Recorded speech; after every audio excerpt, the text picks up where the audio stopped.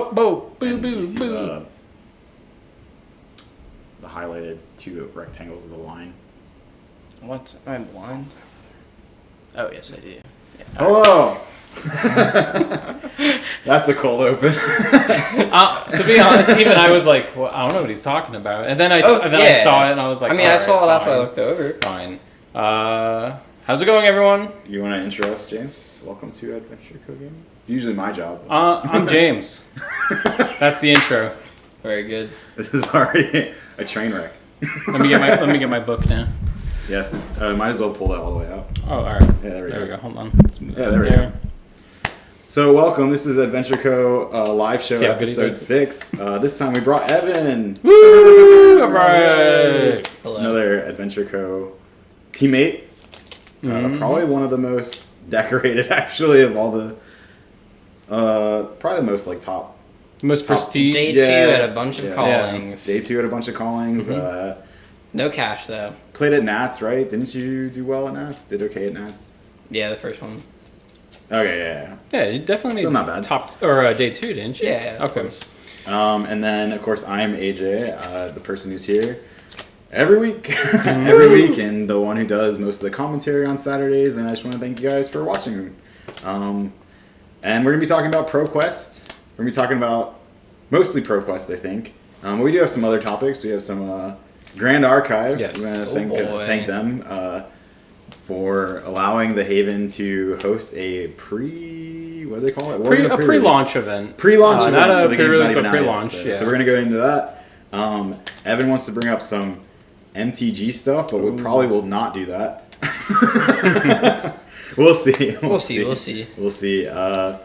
But yeah, let's first I want to thank the Haven, of course, for sponsoring this channel. 10% off Flesh and Blood singles at thehaventabletop.com. Using promo code TeamACG helps out the channel a lot. And if you guys haven't already, please like, comment, subscribe on YouTube, and of course, follow and subscribe on Twitch. It helps us out a lot. Everything you either when you sub or you donate, or you do anything, or you watch just any of that, all that gets funneled back into the channel. We're eventually going to get really nice microphones and really better camera, all that good stuff, and do more tabletop gameplay during this live show. Maybe add a night to the live show, all that good stuff. So the more you guys do that, the more content. It literally does get funneled right back into the show. So that all being said, let's get right into it. So Grand Archive, real quick. They offered the Haven a Pre-launch event. So what does that mean? Yeah.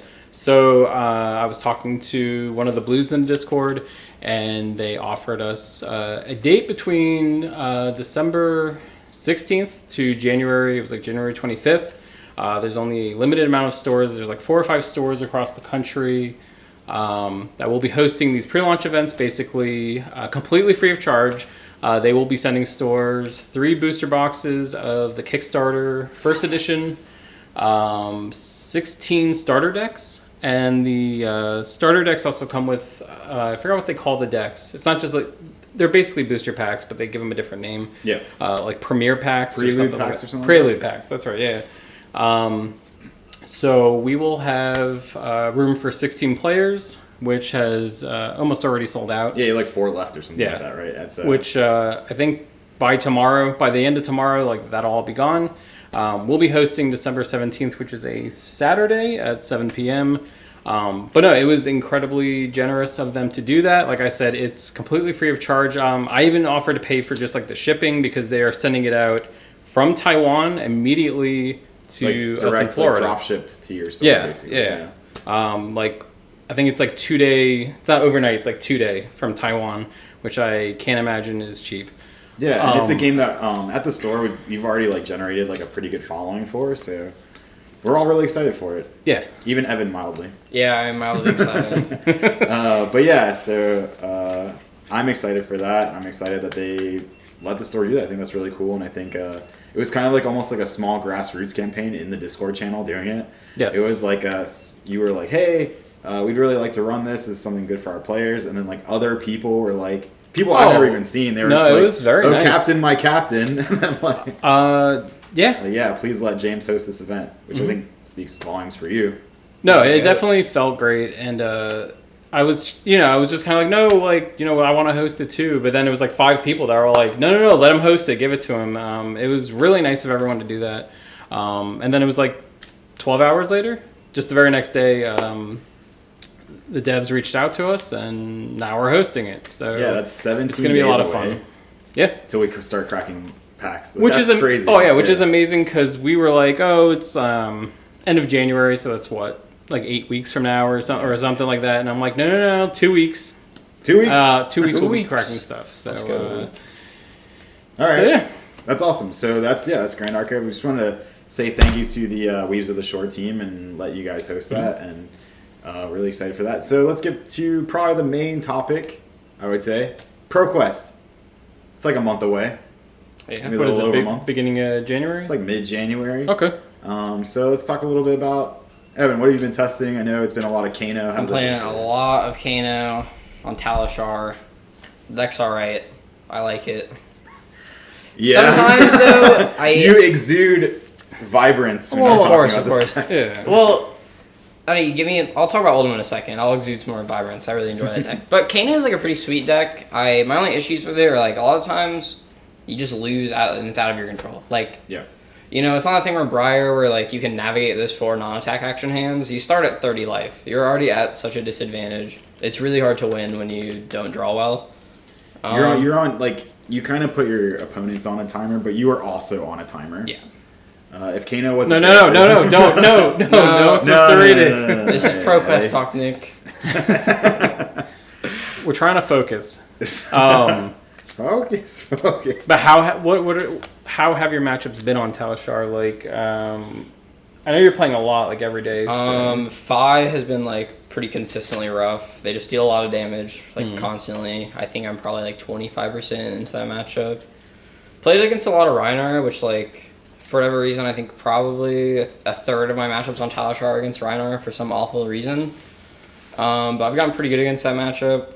Playing around the Intimidates, it's not that bad. A lot of times, like, the biggest thing against Kano is you just don't want to play into a 0-card hand of no resources floating. That's how you're going to die.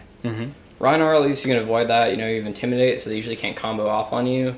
But if the game does go long, it doesn't matter if you have 3 Null Rune in a full card hand, you'll just die anyway. Yeah, so in your testing, have you noticed a big difference if someone's packing like Null Rune 3 or 4? Is that 4th piece of Null Rune kind of like, does that scare you a bit, or do you look at it as like, oh, this person, like if they're giving me 2 cards, they're probably gonna it takes a little bit longer, but I think the 4th is like that. probably a waste, to be honest. Unless you're playing Icelander, I think it's reasonable. You don't really have to include that much more to play it in your deck. For a lot of other decks, though, it sucks. Like, a lot of decks pack 3 Null Rune and still lose, because Null Rune isn't the answer to Kano. Spell Void is, but a lot of decks just can't afford to run 3-4 Spell Void in the sideboard.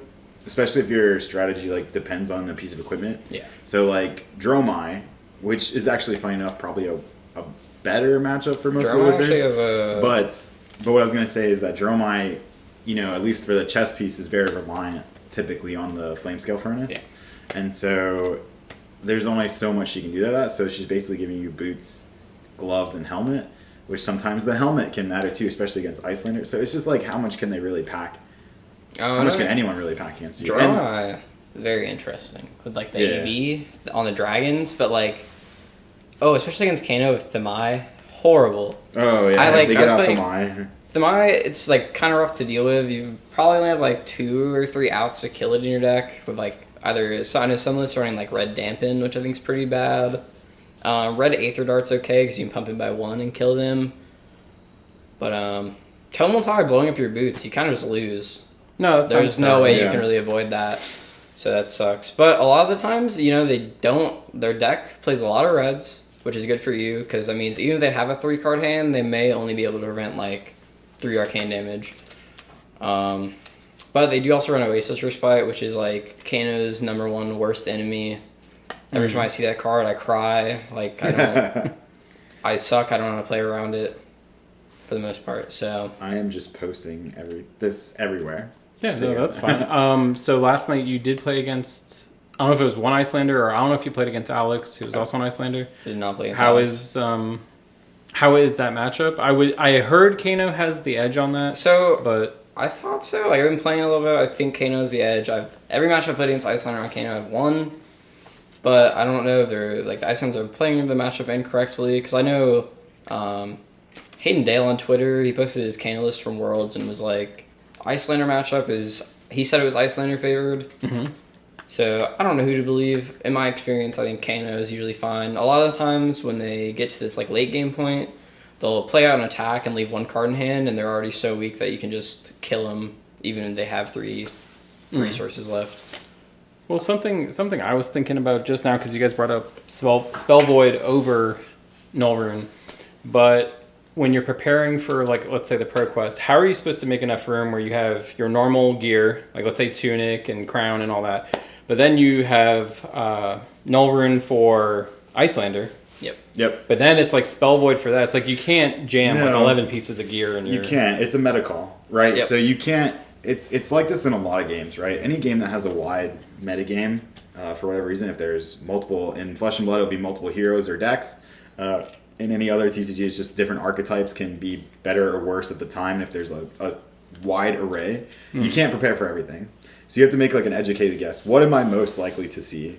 And then kind of just hedge your bets against your worst matchups that you're more likely to see, as opposed to like making a 60-40 in their favor of 50-50. Like you just have to kind of take that as best you can. Yeah. That's fair enough. Now, I haven't been to a ProQuest yet. When you guys go to a ProQuest, is it usually the usual 12, or do you see people and you're like, I've never seen them before, maybe they're traveling? ProQuest is Because much bigger. Yeah, much bigger. So a ProQuest, at least here in Central Florida, has been about like, we've had like 40-person, 50-person ProQuest. Oh, okay. So there's definitely a wide array. You're going to see a lot more decks. They're less high stakes too for most people, because a ProQuest, unless you're actively trying to win it, right? Because in RTN, a top 4 gets there. So it's funny enough, the way it works, it almost leads to being more competitive because people have more of a shot to get that Nationals invite. Whereas like at a ProQuest, it depending on the store, if they offer like more prizing or something like that but like other than that, there's a handful of people that will be hyper competitive. But then you'll get a lot of people who are just like, I'm in the area, I'm just gonna play my weird dash deck that does something. Yeah, I imagine it's still a ton of fun. Yeah, and yeah. like top 24 this time, I think, get the little the coin. Yeah, the resource coin. Resource coin. Top 8 gets the sleeves. Yep. The Sriracha sleeves, and Yes. then first place gets the invite and the. It's or is it a majestic, or it's not a legendary? Not legendary, majestic. No, it's it actually Or it could be sometimes rare, it's a I common. guess. It just Oh, that's depends. right. There's like no It's like gloves I mean, I think it's gonna be like a, like just a different set than what we got before, because there was like, what was there, gold foil weapons, I think, in the first one. Dawnblade. Yeah, Dawnblade Yeah, and another yes. those. So I mean, there's a bunch of weapons we haven't gotten yet. So like, I'm sure Evan would be happy to see like a Rosetta Thorn in there or something. Like I gold want a foil Winter's Rosetta Thorn. Whale. Or Winter's Whale. What's That'd be the crazy. what's the cool foil we all hated getting this set? Was it Spellfray? Yeah. Do you think we'll get it's gold like- Spellfray? Listen, if I can get a full gold foil Spellfray set, I'll Okay, take it. fair Okay, enough. so gold foil Spellfray I think is more useful than like a gold foil talismanic lens, so I guess I'm okay with that. Oh, was that a thing? That was a I thing. think it was a thing, okay. but Talismanic Lens Which was I- actually really used in Kano. And now it's not, which is unfortunate. Which is, yeah, but do you know, I mean, you know. Yeah. What did it get power crept by? Ragamuffin That's hat. so yes. ridiculous. Which, like, who expected this card to be, like, No, I don't think. like playable, let alone good Right. in an archetype? Yeah, I think everyone crapped on it during Tales of Aria draft and stuff like that. And even Blitz, the special Blitz event for Dynasty, I think Tom was running it because he was the only Kano. Okay. And there were several players that were like, oh, like, why is he running that? Or is he like memeing because he's Right, running right. that? And You I was can do like, some really absolutely not. absurd No, things. Absolutely Ragamuffin not. has, especially because you can like activate Kano on the stack with like the one card in your hand, you activate Ragamuffin's hood. It's just crazy. Like then you let the Kano, then you let the Ragamuffin's hood resolve, then you let the Kano resolve, then you can get to it so easily. So Oh, this brings me to a great spot. Here's how Kano loses most of the time. Nice. You Ragamuffin's hood, and then you draw into like a red, and you need like a yellow or a blue, and you're just like 1 or 2 damage off. Which is why I think like I don't know if this spell void's worth it. There's not that many Kanos, and a lot of times they just lose to themselves. it just Maybe depends, that's right? maybe that's a wrong mindset to have, but like as someone who's been playing Kano, I'm like I'll just take the risk. So since I've never played Kano, are you usually going into that play pitching eye so that you're opting and setting up the play? If you have it, Oh, if you great. have eye, if you have eye, it's like almost always a kill. But you're looking at pitching like a 1-of at that point, right? Like, I mean, it's No, the chances are pretty slim because What you're trying to having set that in up reserve, but is either you need an Aether Wildfire or Lessons in Lava or Blazing Aether in Arsenal. So Blazing Aether or Lessons in Lava, and then you need an Aether Wildfire. And then once you have those, usually it's better with Lessons in Lava because you're not randomly Kanoing off the top at all. But the combo is like you Aether Wildfire for 6, play Lessons in Lava, and then tutor up Blazing Aether, play it for like 21. Okay. So you do like, I think 36 damage is what it is. And But for- a lot of the times Yeah, you go just ahead. come up short. Especially if like in the aggro matchups, especially you don't have the time to set up the energy potions that like bail you out, and they just kill you too quick. right. So I say risk it, honestly. Yeah, I don't know. It just depends on like how I really don't know how much we're gonna see Kano. I don't know either. It's weird because if you ask some people, it's the truth, right? It's the best deck in the format. No, you have a winning strategy against literally everything. But sometimes it just loses to itself. Yep. And not just sometimes becomes a lot of times, just depending on the draw. And I wonder if, Yeah. and it's also not like typical Flesh and Blood. So like, how much do, like, I don't want to say new players, but like let's say you got in towards tail end of Tales of Aria, maybe Everfest meta, and you just don't want to learn a completely different way to play. I don't know. It's very different. I think you're exactly right. I think a lot of the lesser played characters, Kano, I would say even like, who are some of the Blitz characters that like, Benji, is that the other ninja? Like, Yeah, the Blitz hero. I think if people ran into that character during like a Blitz match, they are just like, so what does this character do? And they're not prepared for that. You definitely have an element of surprise, that's for sure. But I will tell you this: if my opponent flips over Benji, I'm like, oh yeah, yeah. That's like, Kano's got this weird thing going for it that like it's not played very much because people don't want to put the effort into learning it. Like it's not a very hard deck to play, to be honest. Memorizing the combo is simple. Well, I But- will say this. Compared to other characters, do you think Kano has the problem where if you are Kano and you mess up that kill shot, that kind of like ruins the match for you, whereas, I don't know, like, I think Fi can afford 1 or 2 screw-ups, but still, like, do their combo. It just seems like if Kano's... Oh, if you mess up your messed up- combo, you're probably just dead. Right. It seems Right. very... Sometimes you'll come up a little short and you'll like still win the game. yeah, you just kill him next turn or something, and it's like they'll be at like 3 as long as you don't die. Then you're like, oh well, we're probably fine here. Which doesn't happen very often, ideally, because you're just obviously always trying to combo kill them, never trying to mess up. But sometimes, you can't afford that extra meta Carpus node activation. You're 1 or 2 points off, so you do that. I will say this, though. We had the training grounds yesterday at the Haven. We had 8 players, and there were 4 wizards. Yeah, I don't know what's up So with it's that. getting kind of What is happening? crazy. So it's like Yeah. it's literally like I've noticed this with Flesh and Blood. If you take new players, they go to 2 classes and 2 classes only. It's both Ranger and Wizard. And they were both there. They were both there. Like, they torture themselves. Yeah. They're like, I think they just like okay. I can comment from the Ranger side. Okay, sure. I love bows and arrows. It's very stereotypical, but in every fantasy game I play, if there's a bow and arrow class, I want to play it. So if you've never like played Flesh and Blood, and you just see Azalea and Lexi, you're like, I will play the bow and arrow hero. That sounds great. And then you play them, and you're like, I don't like Flesh and Blood. I think there's another factor at play here as well. Waifus. Of course, but then that doesn't really like describe.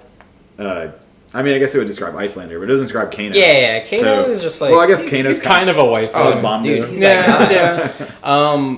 My theory is just that if you go, so which hero do you want to pick? And they're like, well, this guy has a sword. And People like magic. And she has a That's what it comes down sword. You're just like, oh, they just have a sword? Like, that's kind of boring. And then it's like, well, this character has, not that they play the trap cards, but it's like the Ranger has this and like all this crazy stuff. They may think it's just more fun or something like that. I mean, you have a point, but like, I don't know. It just seems like there's always literally like. Oh, it's very It's just consistent. Ranger. It's always Yes, Ranger. yes. It's always Ranger. And then every once in a while you get like, oh, I heard Briar's good. I want to try Briar. People play Brute a lot too.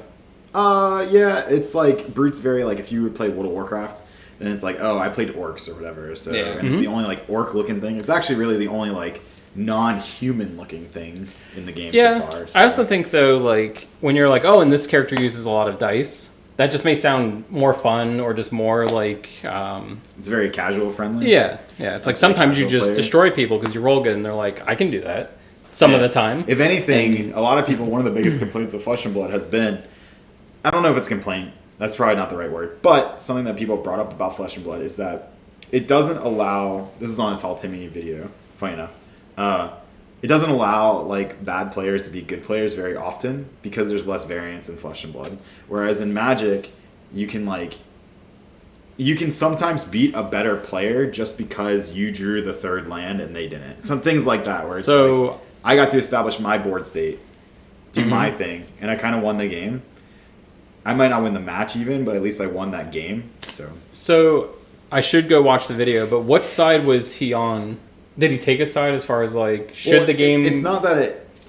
I think the thing was, I don't exactly remember the side he was on, other than like saying like, oh, you should do something to try to make it more welcoming to new players. Maybe like try blitz or something. I don't know. I don't agree with that at all. Like part of the draw for Flesh and Blood for me is that like there's not as much variance as other card games.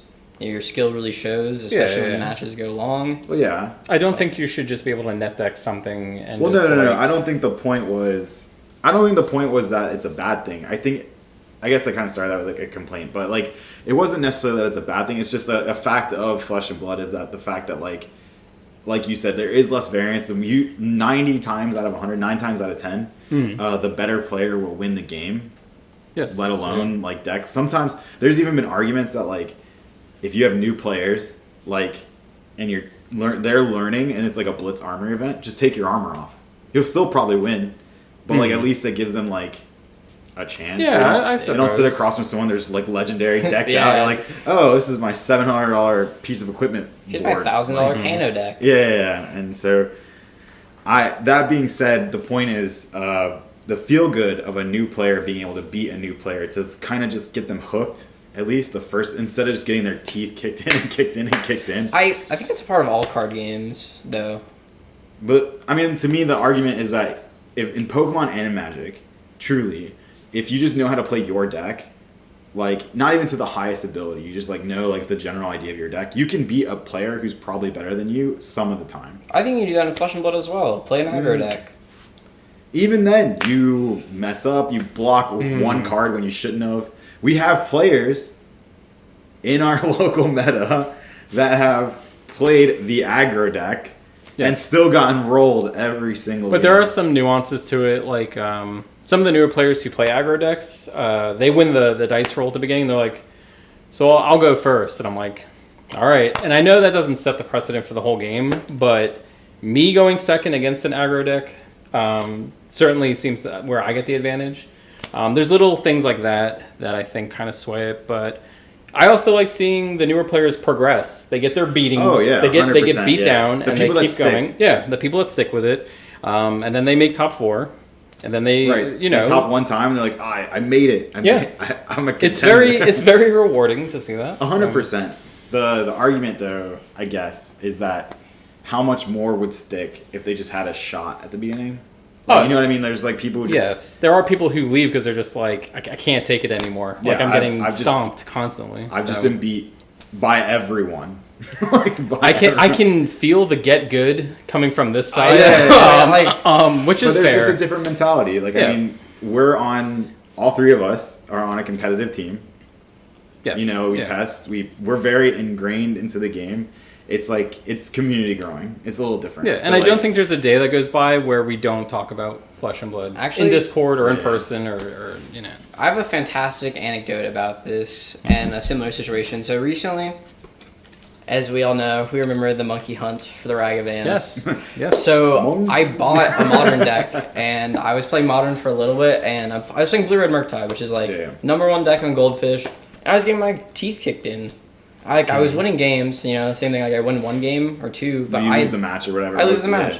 But like eventually I just realized like I don't have the time, like I'm not going to have the time to put into playing Modern well enough to where like I want to be, so I just sold the deck. So I don't know. And maybe in one of those tournaments you top 8. You know what I mean? And then you're like, oh, I'm validated. Maybe I should stick with modern. Not that I even want you to, but like. But that's just where I come from. Like, get good. So since I haven't played modern, okay. So in Flesh and Blood, you sit down with your opponent. You're like, who are you playing? And you have your matchup, and you're like, okay, I know this character does this. I know I should approach it like this. I should have this in Arsenal sometimes. Is Magic or modern for this example? Is it as like you analyze their deck and go, I can set things up, or is it just like you're the contradiction to my deck, so like I really don't have a chance? I think in modern, especially with the sideboard that modern has and how many cards there are, there's very targeted sideboard cards, so you can hit those like poor matchups and turn them into a 50-50. Okay. But it really just comes down to like knowing what your opponent's deck does. Which is a thing in Flesh and Blood as well. I would say a little bit to that point though is like the sideboard almost like gives you like silver bullet cards, which can kind of feel bad too, being the person on the other side of it, where it's like, oh, I'm gonna lose like game 2 and 3 because my deck loses this one card that they can just throw in easily. Whereas like in Flesh and Blood, there's a little bit to the point, like to bring it all the way back to one of the earlier points when we first started talking about Flesh and Blood tonight. You can only side for so much because it's party or 80, right? Like, and you have to know beforehand, and it includes armor, which armor also is sometimes integral to your deck strategy. Yeah. And you're like, do I give up a piece of my deck strategy to counter it? I don't know. It's just different. Flesh and Blood sideboarding is extremely different too. Like, I don't think there's very many like silver bullet cards in Flesh and Blood. Even if there was, just the nature of like the way the game works where your hand is refreshed every single turn. Yeah, exactly. Like, even if it was a silver bullet card, like, what would that even mean in Flesh and Blood? Like, you will get 3 points of damage in. All right. Yeah. The only example I can really think of is when I play against Dromai. I'm like, okay, I have to side in 6 attacks, which does help dramatically. Singe. Singe, That's a silver bullet card. But even then, like, the matchup, you don't just win because you put in Singe. It's like... And you don't just win because you put in 6 attacks. And if anything, they make your deck... You're talking about Dorinthia. Yeah. Every 6 attack you put in is like making your deck way less consistent. Oh, it's clunky. It's clunkier, yeah. What's the sideboard like? How big is the sideboard? It's 15 cards. So you have a 60-card base deck that you always start game 1 with. And then you have a 15-card side deck that in games 2 and 3 you can pull cards in and out of. So like, if I wanted to side in... I think Magic's this way. Maybe I'm wrong. Yeah. Oh, wait. Magic, you can just add cards, right? If you wanted to. I believe so, yes. Yeah. So it's not like Yu-Gi-Oh! Where you have to like... Hold on. It's also interesting because you can side for a hero and then still be surprised. Like side into Kano and then they flip Talishar and play Scar for a Scar. GTL Kano. Yeah, like that's actually a really good point. Is that in Magic, again, kind of what we were talking about. You see the deck they're playing, like game 1. So then you're like, oh, okay, game 2, I know they're playing, even if it's let's say a green-black deck or whatever, there's like probably like 4 different green-black decks that they could be playing. Whether or not they're all equally good, that's whatever. Not the point of the conversation, but there's probably 4 green-black decks they could be playing. So you're like, these 3 cards against this specific deck are very good, so I will put them in.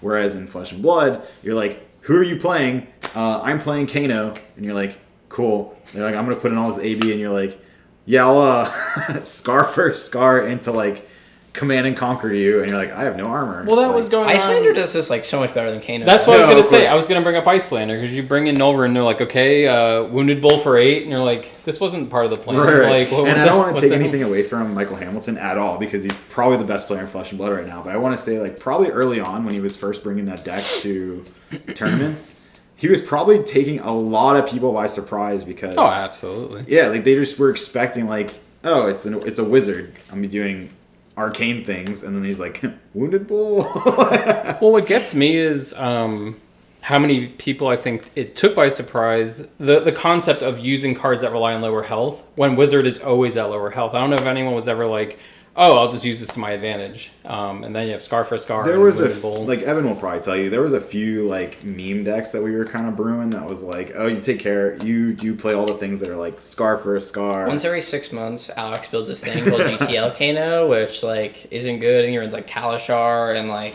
a bunch of attacks. And you're basically just doing what like the Icelander deck tried to do, but like worse because you're playing Kano. But the idea good would be Kano that parts. they completely sided against Yes. AB because this is pre-Icelander is the last time this came about, and they would just like, I have no armor, like I sided out a bunch of reds, my deck is like more blues, and then they would just be like Scar for a Scar, Yeah, and but- throw life for a life into. So Evan and I played against each other, and I have to say, on some turns I would block with 2 cards, Yep.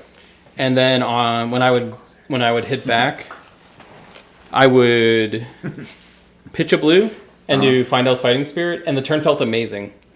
And Every time that lines up against me, I want to die inside. no, it feels It's very horrible. unfair. And, One like, card Yeah. just coming in. It doesn't even have to be Final Fighting Spirit. Like it feels bad when it's an E-strike. Any Oh, yeah, 3%, yeah, that It's too. just a good turn. But then that led to a conversation. I don't know if it was a challenge, but Evan said he could put any deck, any character, 3 Findel's Fighting Spirit, 3 Scar for Scar, 3 was it Sync Below? Sync 3 winnable as well. And just make a deck, any deck with those. Well, they're all high value And cards for right. sure. Yeah, yeah. And they're all like commons.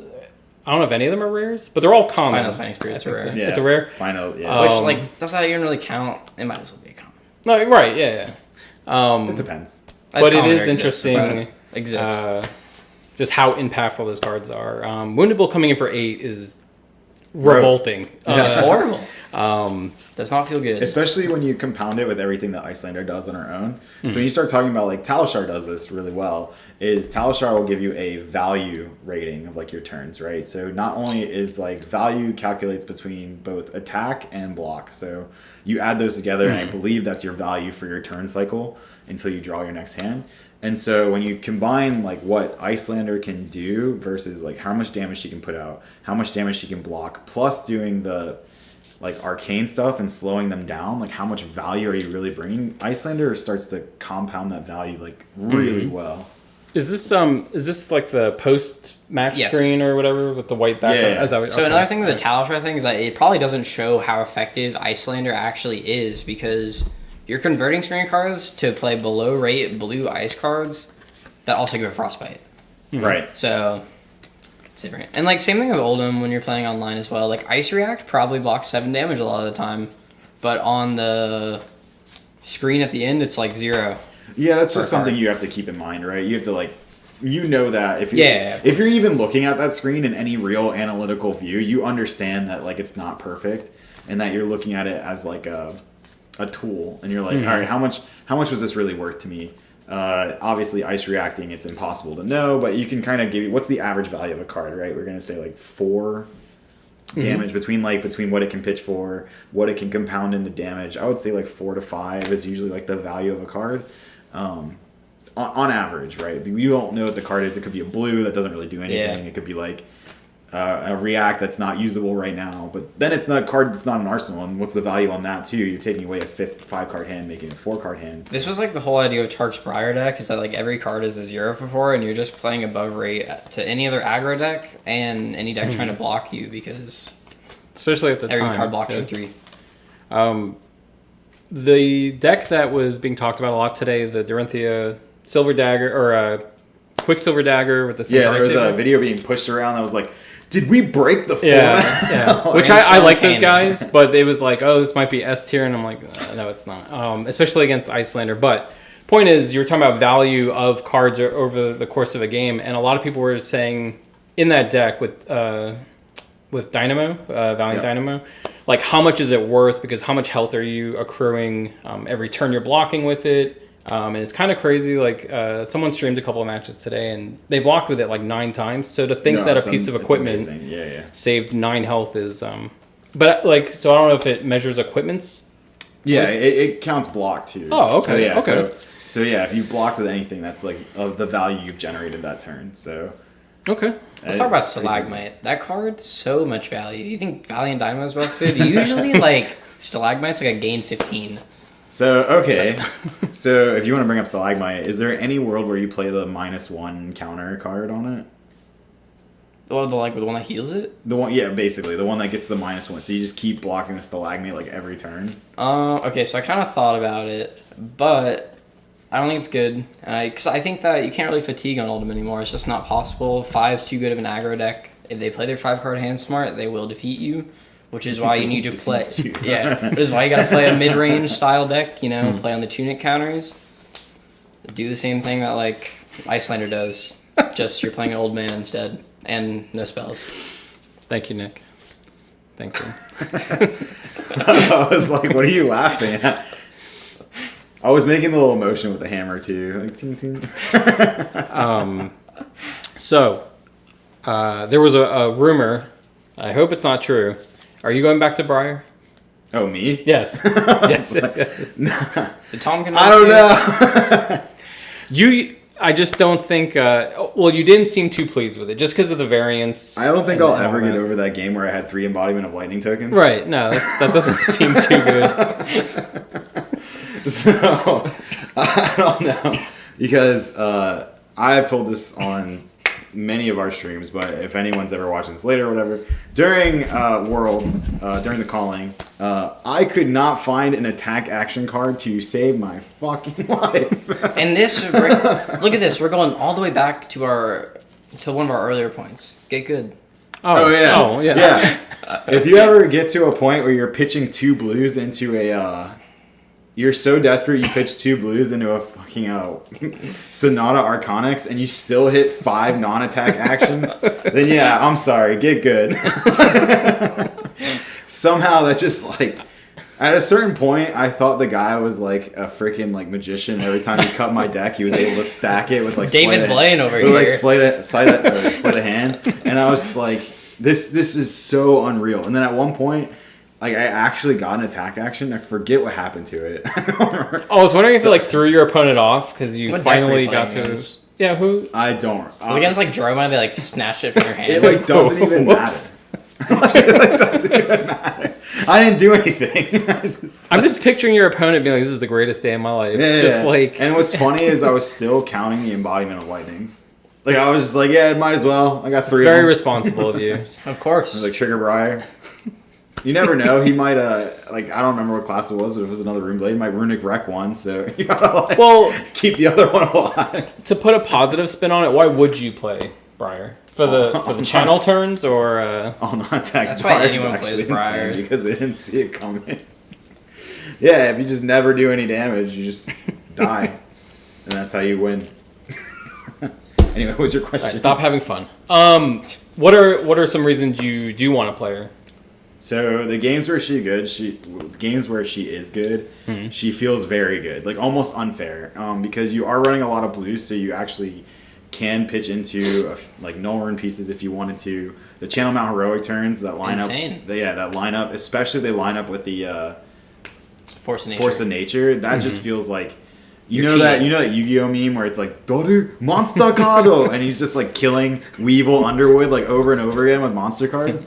Well, that's what happens when you have Force of Nature, Channel Mount Heroic, and you're just like, oh yeah, this will hit for 6. If it hits, I draw a card. Then you draw like a snatch, and somehow that has go again. And you're like, oh, I'll draw 2 cards, and then like just keep hitting them. Oh yeah, you do get to use Thorn. Even besides all of that stuff, you still get Thorn. Then, oh yeah, you end that whole thing with a Thorn. You're like 2 and 2. 2 and 2. It's like Okay. And then you have but then you really have to navigate those. As for every one of those, there's games where I had like multiple embodiments of lightning that just didn't do anything because I could not find a good. Even if I found an attack, it would be like a blue Autumn's Touch sometimes, and you're just like, this is okay, but like I have to pitch into the blue Autumn's Touch With another to do blue. anything. Yeah, with another blue, and then unless I have Tunic, I don't have a resource floating for Thorn. It just feels very not great. So.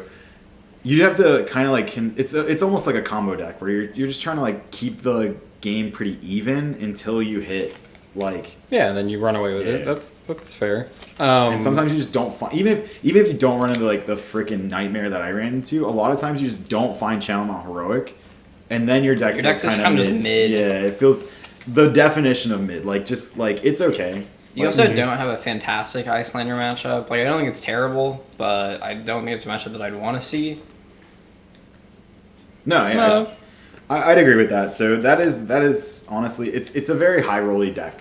Okay. It's high rolly. So you can go into a tournament, you can kind of just like, I'm on fire, and like just kind of like roll over opponents that don't really see anything. Or you can go into a tournament and you're just like, oh, I roll craps all day long. Like, Right. yeah, I I crap understand out that. every tournament. So What about Dash? Dash, I haven't gone to play with the new cards, but that Harpoon card feels very real. But Yeah, no, It's I a- think it's really good. it's a 3-of that you might be boosting away. So that's It's also where I'm like kind of below rate. Like 1-for-4 isn't great, and against decks that already want to block, it's not fantastic. right, right. But it shores up your aggro matchup where you were not always the fastest deck in the room. Yeah. Sometimes you were, but You were when you drew your item on turn. When you drew another item on turn 1, you're like, wow, this feels like cheating. But when that doesn't happen, you usually just fall behind in the aggro mirrors. I will say on Dash, what makes me the most excited to play the Dash is probably one of the most boring cards that she got. But it is a new card, and that would be the Plasma Mainline. I think that thing actually, like, kind of breaks the, like, more mid-range control Dash, where, not even control, just actually, I'll take away control. Just basically mid-range, because you have, like, I can go fast when I need to. If, like, I'm thinking they're, like, holding on to cards and don't want to block, I can go boost, boost, boost. You took a bunch of damage. Was it worth it? Or if, like, I'm like, oh, this hand is not very good at attacking, but I can block very well, and I still have gun for that. But Plasma Mainline turns all your items into, like, way better items. Oh than no, they it used gets to be. very silly, especially like Tekla Core, where you're just like, I just have more resources constantly. Tekla Pounder is like pretty unfair too. 8 damage on a card. Yeah, so and Pounder definitely makes the aggro matchup more viable. It makes Oldhim more viable because it just hits better breakpoints when you need to. You don't want to boost a lot against Oldhim because you're gonna deck yourself Yeah, If no, you're no, boosting no, it, if you're yeah. playing Pounder against Oldhim, you're probably gonna lose the game. Like, there's really not much you can do to avoid it, unless you're like really rolling. But if you play the pistol game plan, you like pretty much always win. Right, because a lot of them aren't even playing the Ram's Head Shield, which is like their one way to like not completely die to that card. Ram's Head doesn't really do much either. No, it's like, it it's just like a always little leaks. bit of damage. It always mitigation. leaks too. Like you're gonna leak like 2 to 1 then 0, and they're just never gonna attack you when it's 0, right? Yeah. So it just takes longer when you have Ram's Head Shield. It's just like, oh, I'm leaking damage. No. You can fatigue them though. Like, it's a genuine strategy with the Ram's Head. It doesn't happen very often, but you can get them to a point where like you just run them out of cards in deck. Usually it involves some like Channel Lake Frigid late game shenanigans where they just get double taxed when they try to pitch for pistols. But Now, can that's you? like your only out. that was what I was about to say, Nick, is that Ram's Head just means you go into time more often. Yeah, 100%. So, and I think that's kind of one of the things that James White said about Tales of Aria is that if they didn't have COVID, they would have designed it completely differently. And I think the shield. they no, would've not the designed- or shield, but just what? all of Tales of Aria. Oh, yeah. And so I think the way Oldhim works, I think they would have made him work for it a little harder. Maybe like it would have blocked like one attack really well, but then like anything after that would have been like more difficult to block. So like still give him the Earth React or something like that. I don't know. But the point is like Oldhim just feels like unnecessarily slow. And like again, like Ram's Head Shield, I think contributes to that a lot because closing the chain is bad. So many people have this connotation that Oldhim is like such a slow deck, but that's just not the case with how the Oldhim lists are built currently. They're pretty aggressive. It's just another mid-range deck. I think that's a pretty sweeping generalization though. Okay, let me rephrase that. I think good players are going to be playing mid-range Oldhim. I think people who don't know how to play Oldhim, because I really don't think there's very much difference in how you build the deck. You're just blocking more. You're just playing worse in general if you're playing Fatigue. The only time you're going to beat aggro players on Fatigue is if you get lucky and they draw poorly, or they just aren't good. all right. I agree. Thank you, James. Now let me ask you this: can you play a dash deck that is flexible enough to where it's like you go up against a certain matchup and you're like, okay, I'm using pistol, and then in other matchups you're like, I'm using Habibi Blaster. Oh, yeah, definitely. Can you squeeze all that into one deck, or I think you have like a 60... would you want to? I guess is a I think personally, if you're going Hanabi Blaster, you're building a very specific deck around that card. It's very difficult, in my opinion, to side into specifically Hanabi Blaster as a weapon. You can go more aggressive with the pistol without going Hanabi Blaster. I just think that like the Hanabi, for me personally, what I've seen the decks built that have Hanabi Blaster, it's almost like those decks are catered to that weapon. It's like way more aggressive, way more Yeah. Like, And it seems like now, if you're playing like a pure boost deck, someone's like, so what are you playing? And they're like, boost deck. And someone from across the store is like, just block them out. And like, that's it. It's really true. Almost Yeah. if any deck, you know, funny enough, I think Briar would be the only deck that has a hard time doing that. And I don't because even it's think two so, blocks, because but- if you watch the top, I think it's top 8 at like the France Pro Tour, the dude, the Briar player in top 8, like fatigues the dash Yeah, and does it like perfectly. You just have to hit them like once, right? You need the embodiment of Earth, and everything's a 3 block again. Some things are 4s, and then you're like, all right, yeah, this isn't too bad. Like I forget who it was. It was some like ex Magic pro, but he just like scooped the game. He didn't even finish the last 3 turns. He had like 12 cards in deck. That was weird. So you brought up that some of Briar's, when you're blocking, it would go up to 3, maybe 4. It's weird playing against Oldhim and seeing cards that only block for 2. Because when you think of Oldhim, you think of like tanky and all that stuff. Yeah. But it is weird how many of the cards only it kind of block needs for 2. to, otherwise he would be like, Yeah, just a Wait, wall. yeah, just just a you wall. know. Ice React is too good not to play 2 blocks. There's only 6 cards that block for 3 that are ice cards, and there's only 1 blue card in Earth that blocks for 3, and that's Autumn's Touch. So you do have to play these like crappy 2-block cards, but Ice React's so good. A lot of the times you are playing these 2-block cards: Pummel, Frostfang, Winter's Bite, Cold Snap, Sodamaru even. Yep. And then you're also just pitching them as well. Like, you're not blocking with them. So it's usually not that big of a deal. Sometimes you do get screwed. You draw the all 2-block hand. You have like 8 blocking hand and you cry, but it doesn't happen that often. You got Crown of Seeds.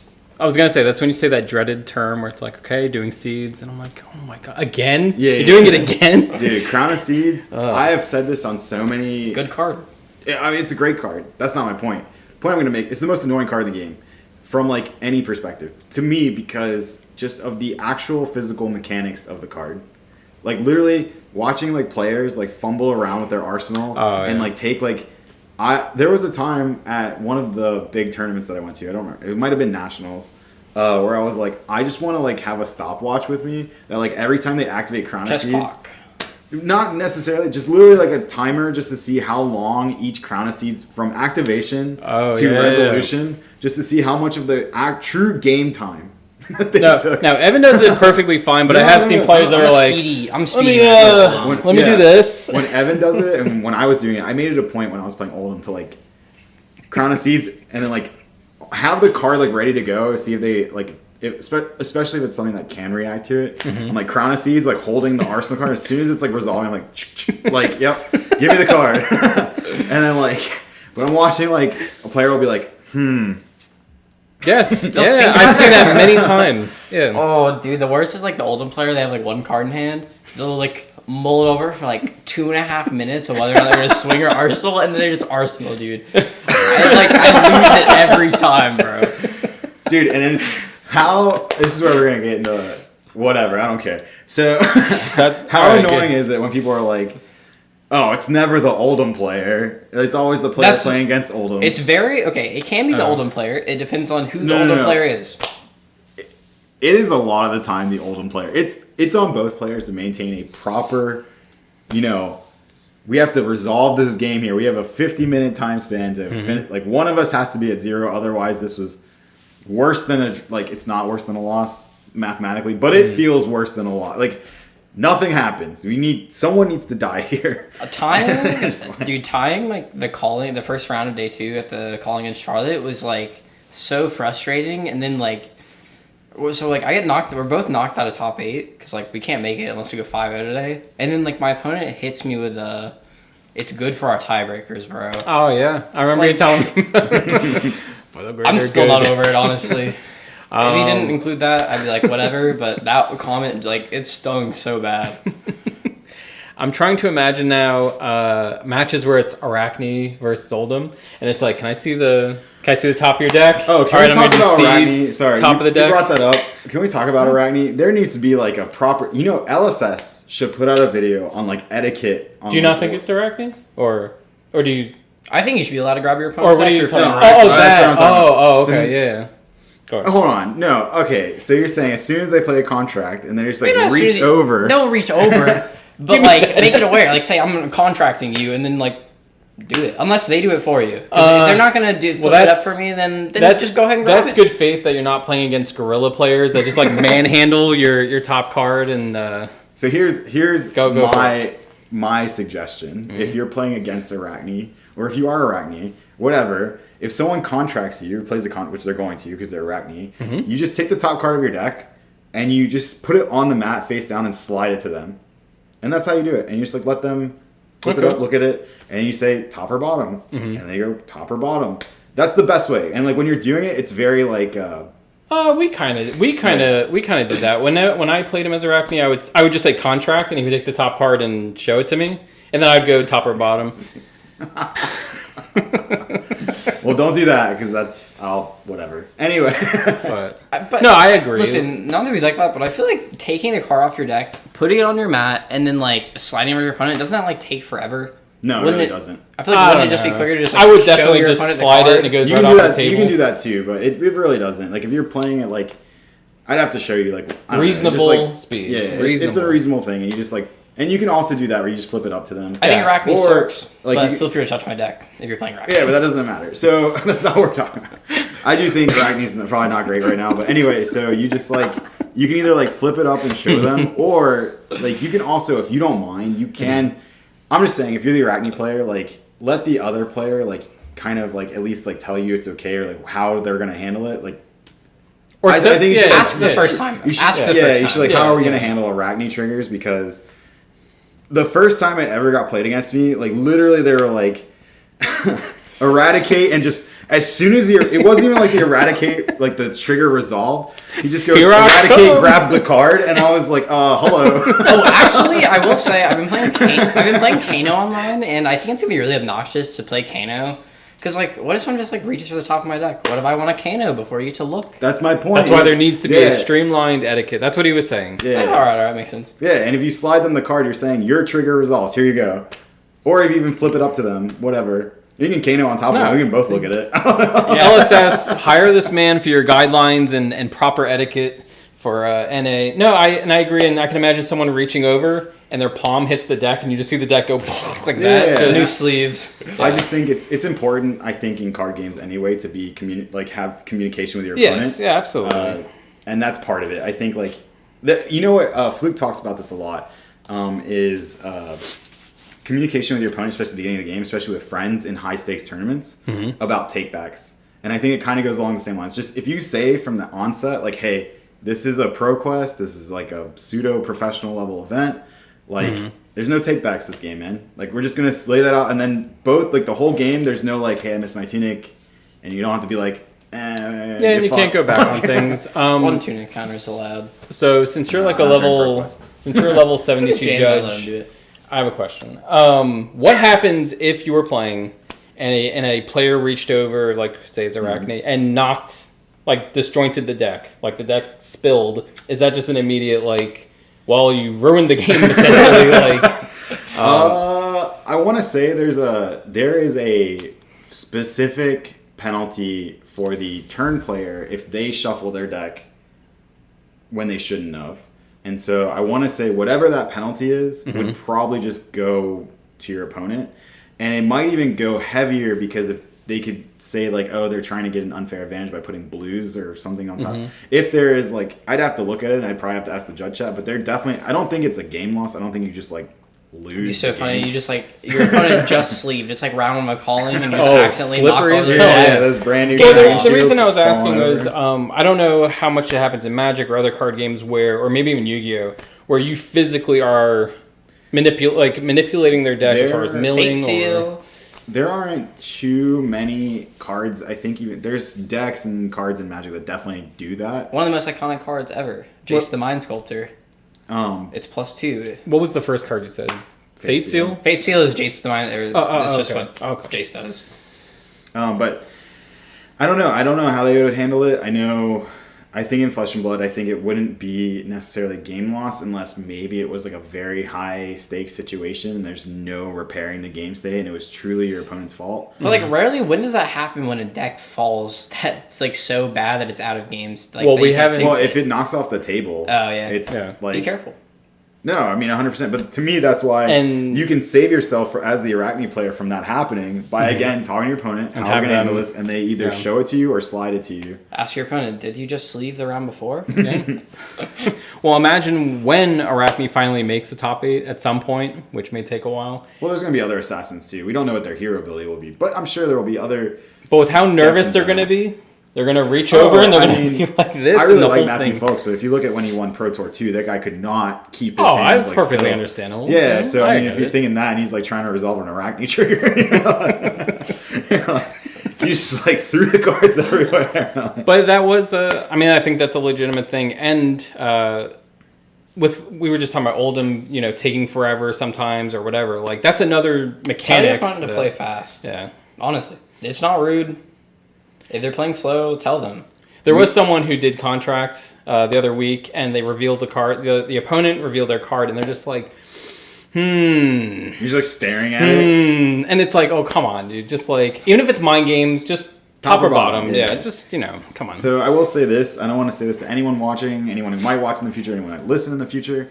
We need to destigmatize calling a judge. You're not tattling on your opponent. You're not ratting on them. You are trying to get the game to resolve in the most efficient manner. Yes. Whether that's a ruling you don't know, or also if there's a ruling you don't know and you're not sure about, call a judge over.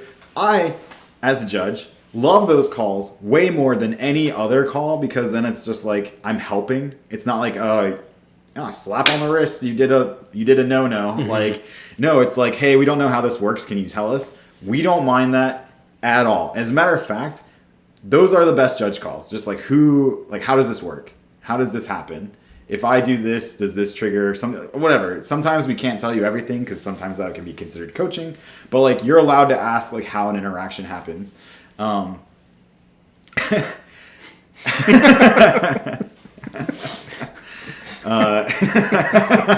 You can definitely ask the judge that question. You can ask them, should I play Scar first Scar here? They will tell you it's a legal play to play Scar first Scar if it's legal. But they will not tell you if you should or should not do that. So anyway, please do that. And if someone's slow playing you, call the judge as soon as you, first of all, Address it with them first, and then if it continues, call a judge. So what you should do, just to Evan's point, you should call them. You should tell your opponent, hey, we have 47 minutes, whatever the time is left. I've already noticed you spent a good handful of your first turn thinking. I just want to make sure the game resolves. Can we kind of pick up the pace here? And their opponent should go, oh yeah, sorry man, or whatever, and then or they get mad. Who cares? But they should actually start playing. I think if they faster. get mad, it's even better for you. Honestly. And they Yeah, fluster. you meet the attempt. But so- you make the attempt, and you're not. I don't want to say you have to be nice about it, but you're at least like professional about it. You have like Be direct. I think is what you should do. direct and professional. See all this etiquette? See, this is all part of the Yeah. AJ guidelines. It's literally,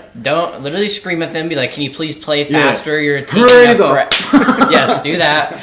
No, but you tell your opponent like, hey, I want to finish this game. Let's get going. Ties And, suck. yeah. And then you wait another 2 minutes, and you're like, okay, we're still on the same turn. Right. That's at about the 44 minute mark. Call a judge over, say, hey, I don't want to I'm not trying to tell on anyone, but Yeah. I've already told my opponent that I'd like to play faster, and it's taken them 4 minutes to make a game action.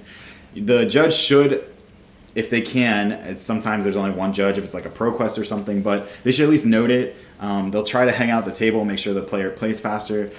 You just have to get that on the record. What is the penalty for slow play? So there are 2 penalties. There's one for slow play and there's one for intentionally delaying the game. Okay. So one for slow play, I believe, is a warning first, and it escalates from there from a typical warning to IP3 to IP5 to eventually a game loss to eventually DQ. But that's a high ladder. They have to get. Imagine you get DQ'd for slow. But they have to dog. slow play 7 times in one tournament for that to happen. And judges will know, and that's how they know. Oh, you were. I want to see someone do that kind of most of these callings. They're 7 rounds, which means it's feasible. It is feasible. You can do it all in day one. You don't even have to do well. Then there is intentionally delaying the game, which is like you're slow playing to gain an unfair advantage. So that's The kind of old like stall. good old stall game. That's a DQ. So that's considered unsportsmanlike conduct if that can be proven. So don't do that like at all. So There's no benefit to slow playing this game at all. no, and actually It's like that, as much as everyone wants to talk shit about how draws work in this game, that is the number one reason they did it. Is that they don't want anyone intentionally drawing out the game for an advantage, because there isn't one. Like there just literally isn't one. I mean, there is the slightest ever tiebreaker that you get. It's like your 7th tiebreaker for a draw instead of a loss, but it should, for all intents and purposes, be counted as a loss. So for the record, so don't. Yeah. No, Finish your I games, completely people. agree. Yeah. And if you are, I don't know if I would even say playing slow, but even if I have like a stressful turn or it's really close, I immediately say I'm thinking. I will do something like in a minute, just like Which processing you are it. also allowed to do. Yeah. You are not expected to play at a pace that's both unreasonable slow-wise or fast-wise. You do not have to, like, speed play cards. Now, sometimes you're playing Oldham v. Oldham, and you're like, hey, we need to go here. I gotta be honest though, like every Oldham mirror I've played, I think both Oldham players like fundamentally understand like this is what we need to do in the matchup. We have to play fast, so they play at a good pace, and the games they end in like 30 minutes, which is wild because like a lot of Oldham games that are like they take less turns, they end in like 55. It helps now that the deck's been out for a while and people kind of understand that, because when I played Oldham v. Oldham at the first Nats, that was the worst game of my life because Were you playing winners all the time? we or were do you have both Sledge in the were. deck? Yeah, we Oh, both were. yeah, so you 'cause just, like, literally just can't win. No one knew, right? So we were just like, yeah, it was literally like swing hammer, earth react, shield, crown of seeds. Because like that was just like the cycle over and over again. And every once in a while we'd throw out like, I don't know, Oakenold. He's like, all right, I'll give you a card, earth react, crown of seeds. And it's just like, oh, we'll get there eventually. You don't. You don't. There's no well, cards we expended. Did. We did What do you eventually. mean get? How do you win? It's Because tragic. there's still attacks. But like, so he was able to. So he was the better Oldham player. I will say that. And he was stacking. At the time, he was stacking Glacial Footsteps, ice, or blue, Makes ice. sense. So then eventually his turn was Glacial Footsteps dominate, Glacial Footsteps dominate, Glacial Footsteps dominate. Makes sense. And so I died. Okay, that's fair. That's fair. But that was after 52 minutes or whatever. Like, we went to time. And with his last turn, it was just enough. He's like, and then I dropped. So Were you like nodding out on day 2 as well? I was 4-2 at the time. So I shouldn't have dropped. Nice. But I was so frustrated. I wouldn't do that today. We grow. We grow. So what else? What you got? What else do I got? Let's see. Evan wants to talk about Pioneer. We have to keep him off of it. Raktos Bidder. He bought some Pioneer. He also bought a Pioneer deck, but he's just collecting. So Yes, that's me. Collecting, just collecting collecting, my like- sealed product. Yep, collecting Of Pioneer. I like that, Nick. New team motto, we grow. We grow. There's so much innuendo there. No, moving on. Let's see. What do you think of Katsu? I think it's fun. I think if you're playing in a competitive environment, that 5 is probably just strictly better as a aggro deck. But Katsu, I mean, it can be. It's cool. And for anyone who doesn't know, which I think everyone in this chat probably knows, but Katsu is the new tiger line that they got. So a lot of tiger cards, but you're making like the weird not token but token crouching tigers and going really wide. So I played Oldham against that deck, against Nick yesterday, and to describe the matchup for him, he said it was miserable. Oh, that's nice. oh, I'd imagine Me personally, I had a fantastic matchup, so I would imagine that game is pretty miserable for the Katsu player because I mean it's an aggro deck. It's an aggro deck has the literal word combo printed on the cards, and if you're ice reacting them at the right time, or even just giving them frostbites, or getting cards out of their hands with pummels and Honestly, I don't know if Nick even hit me with like a combo card that game. That's what I'm saying. Like, dude, I don't as soon think he as was able Oldham to. Came out. That's when Katsu died. Like not even before. Like not even Katsu. Like Katsu saw Oldham and was like, "Well, I guess we don't play the game." Crown of Seeds and Rampart is like horrifying. It's like, oh, My Kadashis do literally nothing. Honestly, They get to efficiently block them. That's the only hero in the game that can like really do that. I guess against old Katsu, it was really just Ice React was like good enough to like just say Katsu doesn't get to play. And then Lexi was kind of becoming good. People were figuring out Lexi, and that is a atrocious matchup as well. If you don't see a lot of Lexi. I hate Lexi so much. It's my least favorite deck of like all time. Like, sorry to interrupt, AJ. I'm gonna go on a rant here. No. Lexi is like truly the most unfun deck to play against for any hero. It doesn't matter what you do, because like if they have a decent turn, they're disrupting you, and if they have a decent turn, you know what you're doing? You're blocking with your entire hand, and then you know what? They may have another one. So you know what you do again? You block with your entire hand. Wait, they finally didn't have a good turn, and they don't give you any frostbites. So then you like 25 them, and then they lose the game because their deck is literally a glass cannon and can't function unless it has almost full life, plus like good disruption every turn. That's a good slogan. Like, I'm just gonna 25 you. Okay. I like that too. Well, both shirts, man. Yeah. I'm just gonna 25 you. So you're coming in for 20. So I don't hate Lexi as much as that. It's like playing Pokemon or playing Flesh and Blood. I do get. There's no agency. I do get what you're saying. There's certain on hits that are worse than others. I think the one that gives you frostbites you can play around a little bit more. It's really the Chilling Ice Vein, I think, is the one that everyone like really hates. That's the every time you get hit by something, you either pay one or discard a card, and if you're like looking at your hand, you're like, I have 1 blue and 3 reds. So I either give them the blue, and because they're gonna hit me more than once. You block for 12 because that's the max damage Lexi actually does in a turn. Such disdain. So much disdain. I can't wait for Ranger to be really good. I stand Lexi, bro.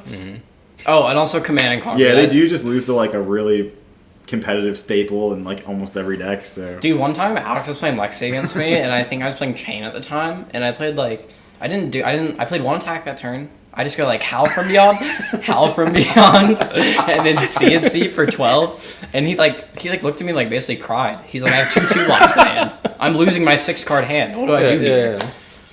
Why don't Ranger cards block for 3?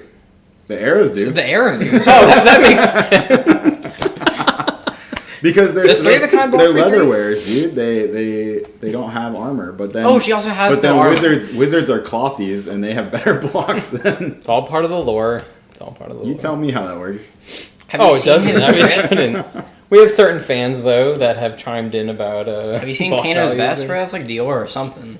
The what? The pajamas? Yeah, dude. He's flexing on. Oh, okay. That's high fashion. High fashion. Wearing pajamas into a fight. Yeah. Who is it? What?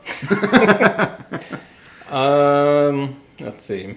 So you guys hate Katsu. You hate Lexi. I never saw. Listen, I think Katsu's a sweet deck. I just don't think it's that great. Yeah, I hate cats in general. I love cats. Where are they? Where are the cats? Where are they? Come here. No, I don't. Again, I don't hate Katsu. I just Katsu. Hate him. There's only one deck I hate in this game. It's Lexi. It's Lexi. Sorry, Mello. Time to trade it. I explained this all to Mello. I told him how it was. Probably made him want to play it more. I bet it did. I think it did, honestly. Honestly, if I play any deck and I see the opponent malding across from me, that does make me kind of want to play it more. I was playing someone as Dromai, and like... Oh, was this at Charlotte?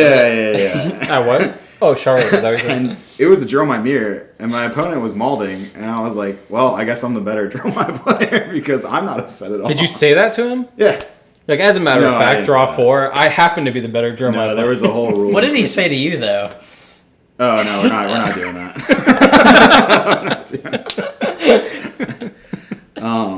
Know your rulings. That's all I'll say. Know how the chain works and how layers revolve. Oh, that story. All right, I remember. Mid players learn how Spellbound Creepers work. That's like a confusing one. I feel like will keep coming up. Know Staple that card.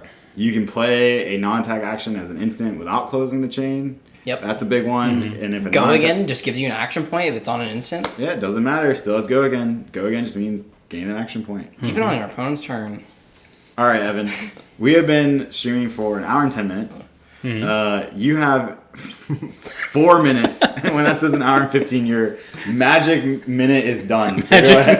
Okay. So, all right. I know I said I want to talk about Magic. I kind of misled you guys. I want to bring up to a point about all card games. That's rule sharking. Oh, so alright. recently, this is a scenario. Do you guys know what Shieldred does? It's like a 4 mana, 4/5. Whenever your opponent draws a card, they lose 2 life. So this dude, he's playing like red. He's playing against red black. He's on some like blue deck. He plays a Consider. He draws his card. His opponent doesn't say the 2 life trigger. And then he plays another one because he's digging for a card. And he's like, if my opponent missed the first one, I have enough life to where I can play the second one. So he plays the second one, and then his opponent's like, all right, you lose 4 life. So then he's like, what's going on here? Let's call a judge. And then the judge is like, yeah, you lose 4 life, even though his opponent like didn't mention the trigger after the first Consider resolve. Which, I don't know. I just think it's weird that it was ruled like that. I think one thing. So that was a Magic example, but I will say this in Flesh and Blood for the most part. I think every game, even at high stakes tournaments that I've played at, so let's say at Nationals when we're both 1-0, things like that, where we're both very much alive, every opponent I've had has been very clear to me about what's happening, which has been very different than every other card game I've ever played. I've had opponents literally say, like, this is coming, it'll be like Snatch for 7, right? It's like Snatch for 7, if this hits, I will draw a card. Oh, and my mask is live, so I'll also draw a card from that. And I'm like, you did not have to tell me any of that. Like, you could just say Snatch for 4 or 7 or whatever. You actually probably don't even have to technically tell me the attack value unless I You can just say red Snatch. Yeah, I'll play Snatch here, or whatever, like casting or playing Snatch. So that being said, I think it's on both players to maintain game state. Whether or not that's specifically how it's ruled in the game the example you've given, I think it's. I would hate to see Flesh and Blood fall down the path of just like rule sharking to gain an advantage or things like that, which is. I think rule sharking like that is horrible. But there's situations like his opponent did miss the trigger and he played poorly, and his opponent was trying to punish him for that. Right. Which I think is just fine and should be allowed in the game, especially in a game like Magic where like chalice checking is a thing. Which, if you don't know what that is, chalice is a card that's like it's an artifact. You put it in play. It counters all spells with the CMC equal to the number of charge counters on it or whatever. And like a very common play against Chalice decks is you'll play, usually it goes Chalice on 1, you'll play your 1-drop, and if your opponent misses it, they miss it. You get to cast your spell. Yeah, but I think a really huge issue with any of that is you do have some players that, whether they're new or not, they may have some social anxiety or something, and they don't want to just immediately go, hey, wait a second, you're like, you're cheating or something. So they say nothing. But then they suffer for saying nothing because then the other player's like, well, if they're not going to say anything, I'm just going to... Speak up. When you play, use your voice. That is the biggest tool for making your board stay clear. You do have to communicate in every card game, and you should really work on speaking more when you're playing a card game. That being said, like I said, I don't want to see Flesh and Blood fall into this trap of being like... I mean, just ask any Magic player where what the kind of experience they've had at a big tournament. They'll almost all tell you they've had crazy negative experiences where in Flesh and Blood you might hear like, oh yeah, this one guy was a dick, but then like 95% of my matches were wonderful. Like the person was very well, I was going to say, in most of the Flesh and Blood games I've had, people are very vocal about what they're doing, going to this step or... There's a lot of moving parts in the Flesh and Blood game too, as opposed to Magic where things are more permanent. Like things are kind of on the board, they're sticky, I guess. Whereas in Flesh and Blood, there's a lot of things like coming in and out of the combat chain. So it's very optimal for both players to be very vocal, be very clear. To Evan's point, if you do miss a trigger at anything that's above like an armory, honestly, I wouldn't. If you miss a trigger, don't ask. Yeah, like I wouldn't ask. If anything, what I would do is I would acknowledge it. I would say, hey, looks like I missed this trigger here. I'll try to be better. Like, you don't have to say that part, but like in my head, I'll try to be better. I don't even like saying, like, I don't even like acknowledging to your opponent that you like missed the trigger because it feels like in a way you're just asking them like, hey, is it cool if I like go back and not miss this? But if you miss the trigger, like it just is what it is. I'll say this. That goes back to my earlier point, probably like 3 or 4 topics ago, where beginning of the game, especially at like a ProQuest or higher, anything that actually has like real stakes attached to it, especially if it's a friend, but really anyone. Just say like, hey, no hard feelings, but like I actually care about the outcome of this match. Missing a trigger is a skill check, and we're not going to do takebacks here. Like, this just, don't ask me, I won't ask you. And then you just you don't have to like play with that over your head. because I have seen friendships kind of not blow up, like not that they become like no longer friends or anything, but like they definitely get in arguments. Like, oh, I thought they were cool. Hey, Brandon. If you get upset with someone for missing a trigger in a tournament and they don't let you take it back, you're an idiot. That's just what it is. Right, but learn to get better at the game. Don't miss your triggers. There was also the argument, right, that like, and this isn't really an argument, it's just kind of like a food for thought kind of thing, is that like Matthew Folks was playing a friend on stream. Matthew Folks misses a trigger. That was so sketch. Like, I'm sorry. The friend lets Matthew Folks take it back. And then the friend later on in the game misses a trigger. I don't remember what it is. I don't remember any of the triggers, but I do know he misses a trigger. And then Matthew Folks is like, no, you missed it. Listen, to be honest, I wouldn't let anyone take anything back. But I think if you're the dude that Matt Folks is playing against, you have all the reason to be aggravated that he scummed you. Granted, like, you shouldn't expect to see that happen. It's a tournament. But if you're gonna let them do something that they missed, you should at least have the same expected for you. So I'm not familiar with what happened, and it's not really the point. The point is, what I was asking, what kind of event was this? This is nationals. This is nationals. Oh, okay. On stream. All right, so that is definitely high stakes. stakes. Okay, so yeah. So, Okay. Which is like even crazier to me that like the situation arose in the first place. Like the fact that Matt Folks even that happened is kind of mind blowing to me. So what I'm curious about is, so it's at nationals, and you do have, I'm assuming, 1 or 2 judges monitoring it on top of like the 1,000 people watching. Do the judges not go? It's not up to you to accept the trigger or not? Here's the thing. So It's actually, in the hands. rules, funny enough, it is up to them. Oh. So for a lot Okay. of triggers, it is. So if you miss a beneficial trigger, a lot of times the ruling is if the game has not progressed to a point where like things would have changed, like basically let's say I missed a tuning trigger and I play an attack, but nothing else has happened, and I say, hey, do you mind if I get my tuning trigger? It actually does go to your opponent whether or not they want to put the trigger on the stack. They can say yes or no. Okay. So yes, it is up to your opponent, and the judge will say, like, hey, it is up to them whether or not. Oh, and that's it's in the interesting. rule book. Okay. It's in the comprehensive rules. Like I had a really wild situation at nationals that's like kind of related to this. Like my opponent was on Viserai. I think he was a newer player, and he shrill a skull. It just does nothing on his turn. Just shrills. Just goes pitch blue shrill, and I'm like, all right, he's obviously spot on creepering, but yeah. what's the worst that's gonna happen to me here? So he plays Mordred tied out, and then he forgot to pay for, I think it was Rosetta Thorn at the end. Is what it was. Okay. So he goes through his creepers, he does all this, and then he just never breaks his chess piece to pay for the thorn that he was going to. Okay. So then I realize it going into my turn. We go back, and the judge is so we can either restart the turn, but you can't go back to the spot where the creepers happened, which was really confusing to me. I didn't understand why the judge's ruling was either we just leave it how it is, or we go back to the start of the turn where my opponent can then not misplay.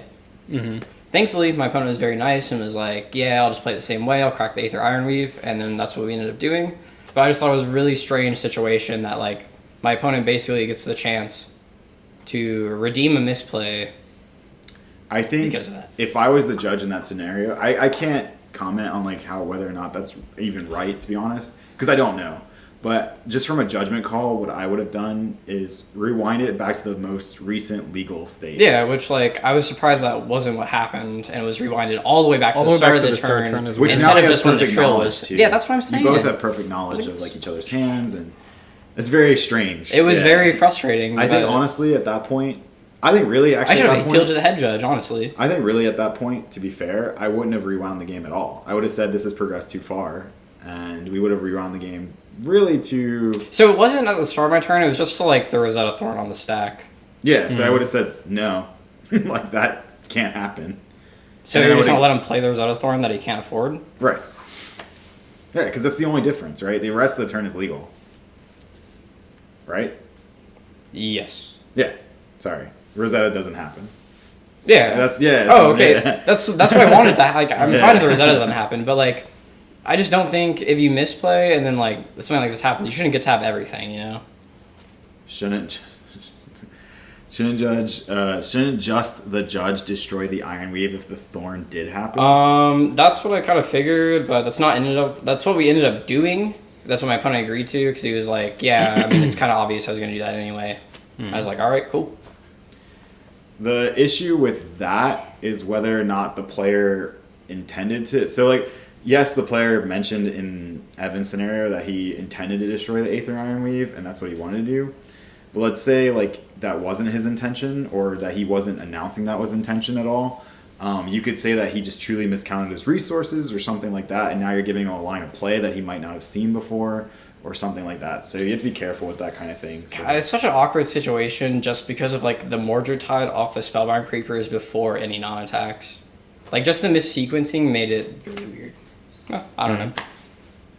So yeah, that being said, don't miss triggers as best you can. Yep. If you do miss a trigger, if it's a friendly game, that's how you guys want to handle that. That's whatever. If you want to say like, hey, we're testing here, so I'll just. I think if you're testing and you're like not letting her, and you're like preventing your opponent from like getting triggers that they missed, that's like kind of scummy. You're testing. You're trying to get better. You know what you should do if you're testing? You give them like a little shock collar. And you're like, yeah, I'll let you have it, but you're getting. Yeah, I mean, you're like, all right, you got to touch this electric fence real quick if you want to get that trigger back. but ultimately, I think when it comes to triggers and all that, or if you're just trying to get better with those, just a lot of repetition, a lot of just playing a lot of games, getting into the rhythm of your character and all that. In like, paper. In paper, Oh, yeah. Because yeah. Talishar will auto It's does a great your testing tunic. tool, but it, like you said, it'll take that tunic up for you. It'll take the counter off your Valiant Dynamo. It'll do all that good stuff for you automatically, but you really need to get in there and actually play with the cards and paper if you're going to play at these high-level tournaments. And definitely, like I said, be very clear with your opponent that you're not going to be we're not doing takebacks here. This is a high-level tournament. Like, I won't ask you. I don't want you to ask me. That sounds like a reward, Nick. A nice little butterscotch. I give my opponents treats when they play correctly. I didn't get anything. You guess you didn't play correctly. I guess not. No butterscotch. No. Where was nothing. my butterscotch yesterday, Nick? What's going on here? All he was doing all day was yelling at customers coming in and asking if they had Marvel Tigers. He's just like, hey, I have 7 and I need 5 more. What was that? What was that? All right, That's so new. But I think we covered a lot. we covered a lot, so Yeah. I want to go around. Just any last thoughts, any last words you want to bring up? We'll start with James. What you got? So we We kind of got touched going on it. Well, we kind of touched on it on the last show, but it's Christmas Armory. Go out, have some fun. It's not like super high stakes, but Yeah, everyone That gets promo it. is awesome. It's super fun. Everyone gets it, so I think it's pretty cool. So go support your locals. If you're in Central Florida, come over to the Haven in Castleberry and just have fun with it. Whether it's Blitz or CC or whatever. Actually, I think we're starting UPF soon. Actually, it's like once a month, but just for funsies. Wait, for the armory? No. Oh, I was like, no. We're gonna be I doing. was like, I'm a big Blitz believer. Believe it or not, like once a month is great for me for Yes, armories. yeah. But like, if you were like, we're making once a month UPF, I'm like, I don't know about that one. Oh no! Not on an armory. We're gonna do it Okay. on I think like Wednesdays or something, just like funsies. But either way, go out. It's a fun time, and then prepare for ProQuest January. I'm trying to remember. 14th? I think so. Yeah, and there's a whole bunch coming up. Yep. So I don't know. Get your reps in, and we'll be streaming, right? Yeah, absolutely. Are you commentating, or is Ryan commentating ProQuest. ProQuest? The one for Haven, I will be commentating. Okay. Good. You get to probably get to him in my gold foil. Hey, let's go. Easy. Yeah, that's about it. Evan, what you got going on? Not much really. Follow me on Twitter at Emotion, That's about it. Oh, hit that follow button or that subscribe if you're on YouTube. Let's go. That subscribe on Yes, Twitch as yeah. well. Get that free Twitch Prime subscription. Don't let Jeff Bezos keep your money. Nick, this Saturday Yes, should it be is. Blitz. It is at Blitz. Haven. So Yeah. You guys are lucky. This is the week to show up. I won't be playing. That means there's an extra spot in top 4. So which, Haven always has this insane prize support too. I think it's like everyone gets something, so that's pretty cool. As far as me, I am just trying to do my best to grow the channel, grow the team. We've added 2 new additions since the last episode, I think. I think it was since the last episode. I don't know if I Yes, brought it up. was. So, It was. Tom and Jamie, I want to say welcome to the team. Thank you guys for joining. Woo! We are looking to be pretty competitive going into the ProQuest season. We want to see a lot of our players get some invites to the next Pro Tour, which should be in North America. So if we can send a lot of Team ACG to the Pro Tour to compete, that'd be awesome. I'm looking to go myself if I can. We'll be testing a lot, and you'll be seeing a lot more content out of us, including weekly shows just like this, the tabletop streams every Saturday at 2 p.m. Yep. And we want to add another day of this if we can, and some videos. We have some. If you're interested, we're gonna have some Grand Archive stuff. We might even play Magic. Just whatever we're feeling. This isn't strictly a Flesh and Blood channel. It's just very heavily slanted Flesh and Blood. Yeah. That's what we care about the most. But you'll see a lot of stuff here, and we're excited about all the stuff we're going to bring you, and hopefully we'll be able to show some results both in content and in results at tournaments. And I'm very excited for it. Yeah, absolutely. But well, thanks for watching. We'll be streaming. Are we streaming Saturday for Blitz? I don't know. So here's the fun plans, part. Or... So here are my plans. I will be running a half marathon. Another one? Yeah, another one. I'll be running the OUC half marathon. That goes until about 10 o'clock. Oh, so you'll be there to stream, 10, 11 right? o'clock. I will be probably in an ice bath for an hour after that, and then I'll do everything I can. We will hook you up. There'll be plenty of food. We'll put an ice bath back there. Yeah, For the it's a streaming tub. thing. We'll put you in the sticker tub that we have on the counter, which is filled with ice.